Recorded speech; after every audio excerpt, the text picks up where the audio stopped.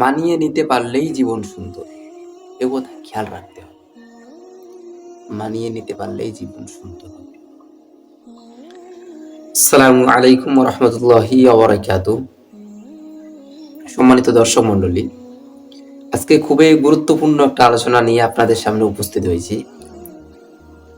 আলোচনাটা হচ্ছে, অনেক পুরুষ আছেন বা অনেক মহিলা আছেন, একটু রাগারাগি হলেই বলেন যে তালাক দেব। এমনটা হয়ে থাকে। তালাকের প্রশ্নটাই বারবার উঠে আসে। এমনকি অল্প ঝগড়ার কারণেই অনেক ফ্যামিলি তালাক হয়ে গেছে, বিচ্ছেদ হয়ে গেছে অনেক সংসার। আমরা দেখি এটা, অনেকেরই বিচ্ছেদ ঘটে। তো আমি যেটা বলতে চাচ্ছি আপনাদের, খাস করে পুরুষদের বলবো, ধরেন আপনি যেনাকে বিয়ে করেছেন,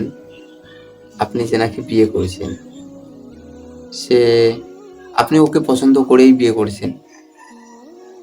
1 নম্বর পয়েন্ট। নাম্বার 2, এখন হয়তো ওনাকে আপনার একটু অপছন্দ লাগে, এখন আগের মতো সুন্দর লাগে না, দেখতে একটু কালো, কোথায় কোথায় রাগ করে, আর কি কারণ আছে। এইসব কারণেই মনে করেন যে আপনি তেনার সঙ্গে ঝগড়া করেন, মাঝে মধ্যেই বলেন তোমাকে তালাক দেব, তোমাকে তোমার বাবার বাড়িতে রেখে আসবো, এমন কথা হয়। তো আমি বলবো, তোমাদের একটা বছর তো ভালোই কাটছিল, তাই না? শুরুয়াত বছর, তারপর থেকে অনিচ্ছা ভাব চলে আসে, এটা অটোমেটিক। তবে মানিয়ে নিতে পারলেই জীবন সুন্দর, এ কথা খেয়াল রাখতে হবে। মানিয়ে নিতে পারলেই জীবন সুন্দর হবে।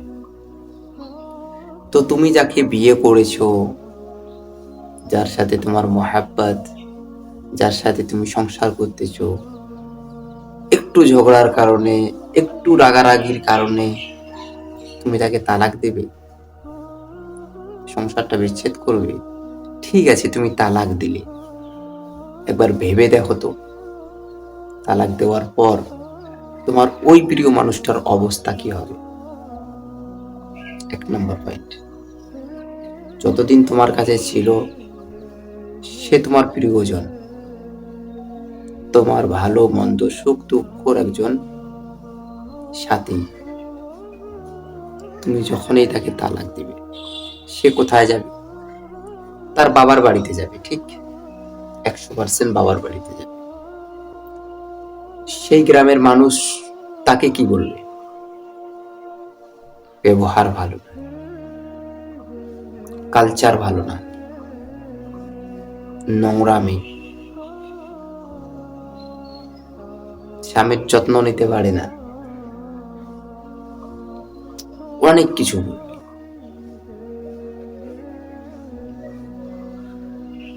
এগুলো যদি, আপনি তো আগে স্বামী ছিলেন, তাই না? আগে আপনি স্বামী ছিলেন, এইসব কথা যদি আপনার সামনে কেউ বলে, আপনাকে কেমন লাগবে? সে কিন্তু আগে তোমার প্রিয়জন ছিল, এখনো তোমার মনে আছে। এবার চিন্তা করে দেখো, তুমি যে তালাক দিলে, এখন পাড়া প্রতিবেশী তাকে কি বলবে, তার অবস্থাটা কিরূপ হবে? একবার তুমি ওই জায়গায় তুমি একবার দাঁড় হয়ে দেখো। আমি অতটা বাদ দিলাম, তোমার মেয়েকে যদি কেউ তালাক দেয়, আর তোমার মেয়ে তোমার বাড়িতে এসে আসে, তোমাকে কেমন লাগবে? বাবা হয়ে একবার চিন্তা করো, কতটা কষ্টের হবে। একজন ছেলে দেখতে আসবে, তাও বলবে দ্বিতীয়, বিয়ে করতে চাই। দেখতে আসবে বলে বাচ্চা আছে, বিয়ে করতে চাই। ওটাও তো জীবন, তাই না? ওই মেয়েটারটাও তো জীবন, কি হবে?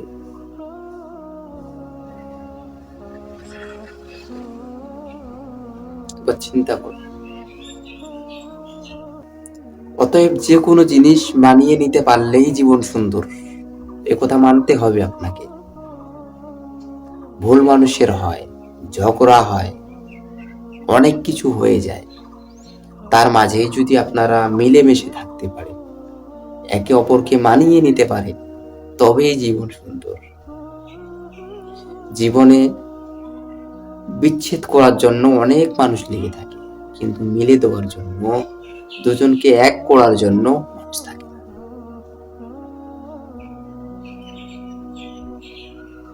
তাইলে দেখেন, আপনার প্রিয়জনকে যদি আপনি ছেড়ে দেন, তার অবস্থাটা কি হবে? যে একসময় আপনার প্রিয়জন ছিল, কাছের মানুষ ছিল, সে আজকে অন্যের বাড়িতে গিয়ে আপনার সাথে বিচ্ছেদ হওয়ার পর তাকে মানুষের কটু কথা শুনতে হচ্ছে। এটা কি আপনার সহ্য হবে? নিশ্চয়ই হবে না। প্রিয় বোন, তোমাদেরকে বলবো, তোমাদের কিছু ভুলের কারণেই তোমাদের বিচ্ছেদ হয়, 100% তোমাদের ভুলের কারণে। তো তোমরাও নম্র ভদ্রভাবে চলো, স্বামীর যত্ন নাও, স্বামীকে সেবা করো, স্বামীকে সম্মান করো। সবচাইতে বড় জিনিস যেটা, যে স্বামীকে সম্মান করা। আর স্বামীর মুখে মুখে তর্ক করবে না। একজন স্বামী যা রোজগার করে, যত কিছু করেন, কাদের জন্য করে থাকে চিন্তা করেন তো। আপনি দেখেন, সপ্তাহে 3,000 টাকা, 2,000 টাকা বা 1,000 টাকা ইনকাম করে একজন পুরুষ, সপ্তাহ বাজার করার পর 10 টাকা তার পকেটে থাকে না। ফিকির করে, চিন্তা করে, কি করে, কি কারণে এত কামাই করতেছে, এত ইনকাম করতেছে, টাকা কি করে? আপনাদের পিছনেই তো নষ্ট করে, আপনাদের পিছনেই তো খরচা করে। আর অনেক মহিলা আছে, খাস করে যদি তেনার স্বামী কোনো মহিলার সাথে কথা বলে, সেদিন মানে ব্যাপারটাই আলাদা। এটা কোনো রকমে তেনারা সহ্য করতে পারে না। দেখেন একটা জিনিস, মানুষের সাথে ইনকাম করতে গেলে 10 জায়গায় ঘুরতে হয়, 10টা মানুষের সাথে কথা বলতে হয়, ভালো ব্যবহারে কথা বলতে হয়। এটা বুঝতে হবে।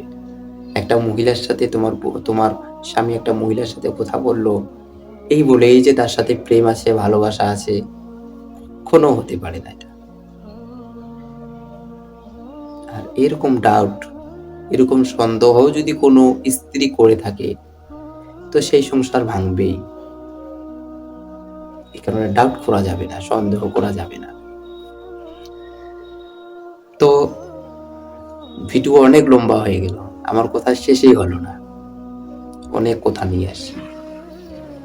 তাহলে এটা আমার হচ্ছে পার্ট 2। পার্ট 3-তে আবার একটা ভিডিও করবো ইনশাআল্লাহ। পার্ট 2, এটা পার্ট 1, 2 আর একটা করবো, কেমন?